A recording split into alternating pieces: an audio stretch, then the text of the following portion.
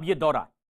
लेकिन पीएम मोदी आज पश्चिम बंगाल के दौरे पर जा रहे हैं और अपने दौरे में पीएम मोदी पश्चिम बंगाल को 5,000 करोड़ रुपए की 3 परियोजनाओं की सौगात देने वाले हैं। 15 दिनों में ही पीएम मोदी को ये दूसरी बंगाल यात्रा है। इससे पहले पीएम सुभाष चंद्र बोस की जयंती पर भी कोलकाता गए थे।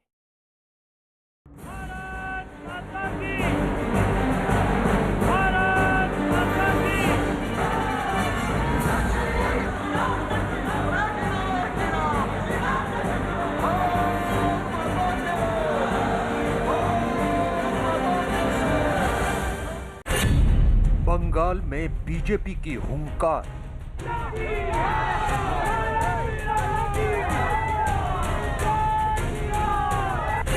चुनावी रण के लिए बीजेपी तैयार।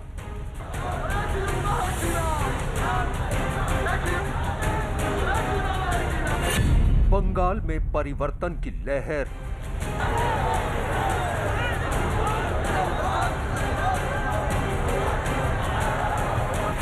अपने घर में घेरी ममता।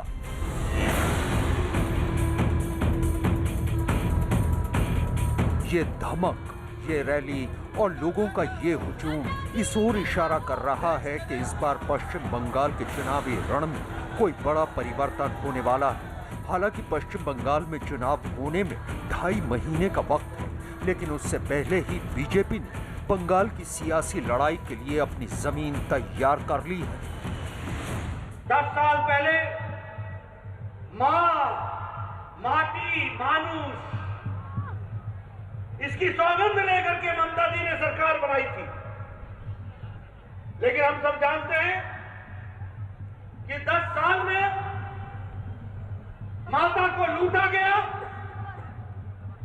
बंगाल की अस्मिता पर आघात पहुंचा, और जहां तक माटी का सवाल है, उसकी भी इज्जत नहीं की गई। दरअसल पश्चिम बंगाल में विधानसभा चुनाव से पहले सूबे में सियासी माहौल गर्मा चुका है और भारतीय जनता पार्टी के बड़े नेताओं का आना जाना लगा हुआ है।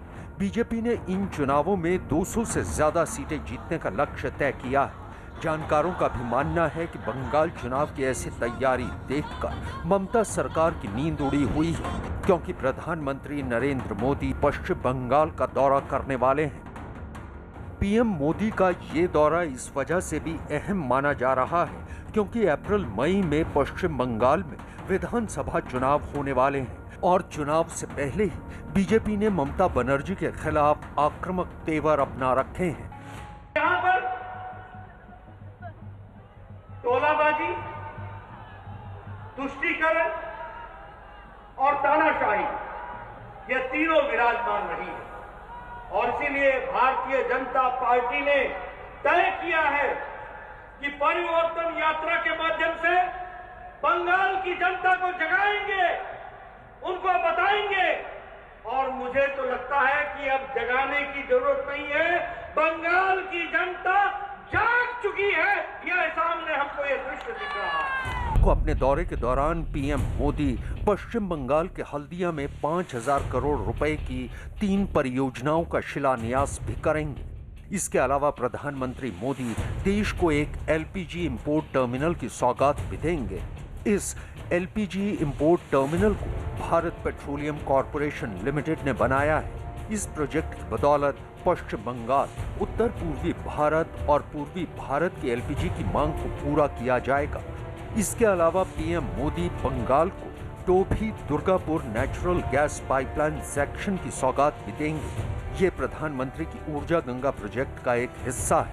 इतना ही नहीं, प्रधानमंत्री मोदी अपने बंगाल दौरे के दौरान हल्दिया को एक फ्लाईओवर की सौगात भी देने वाले हैं। इस फ्लाईओवर की बदौलत लोगों को कोला घाट से हल्दिया डॉक तक ट्रैफिक जैम से निजात मिलेगी। दरअसल पश्चिम बंगाल की सियासी लड़ाई के लिए बीजेपी ने एक खास रणनीति बनाई हुई है। इस चुनावी रणनीति के तहत बीजेपी के चाणक्य कहे जाने वाले और गृह मंत्री अमित शाह हर महीने बंगाल का दौरा करेंगे। इसके अलावा बीजेपी अध्यक्ष जेपी नड्डा भी हर महीने पश्चिम बंगाल का दौरा करेंगे। पश्चिम बंगाल चुनाव के मद्देनजर बीजेपी ने 11 नेताओं की एक कोर टीम बनाई है। चुनावी तैयारी के तहत पश्चिम बंगाल को 5 जोन में बांटा गया है और हर जोन का प्रभार पार्टी के राष्ट्रीय सचिव के स्तर के नेता को सौंपा गया है।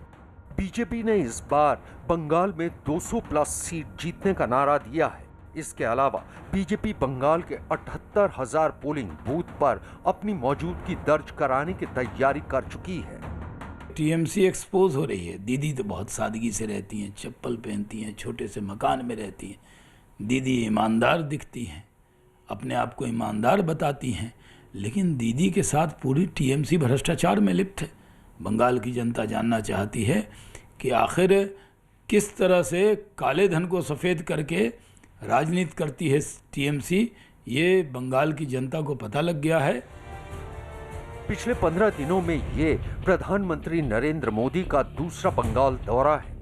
ऐसा माना जा रहा है कि उनके दौरे से टीएमसी में खलबली मची हुई है, क्योंकि भारतीय जनता पार्टी पश्चिम बंगाल में होने वाले चुनाव के लिए बड़े ही आक्रामक तरीके से प्रचार करते हुए जिस तरह ममता बनर्जी पर निशाना साध रही है, उसे देखकर तो लगता है कि ममता बनर्जी शायद अपनी सरकार ना बचा पाए।